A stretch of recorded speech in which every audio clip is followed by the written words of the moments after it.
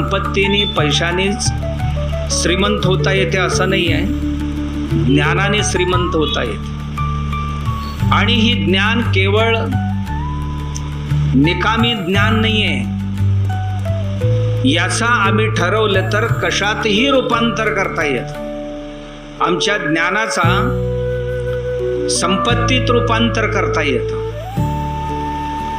आमचा ज्ञानाचा उपयोग संबंध जोडण्यासाठी करता येते, सृष्टीला आपलंसं करण्याकरता करता येतं. आणि आमचं ज्ञान दान करण्याकरता आपण उपयोग करू शकतो. आमच्याकडचे ज्ञान जे आहे हे ज्ञान कुठल्याही वस्तूचा कशातही रूपांतर करण्या योग्य असते.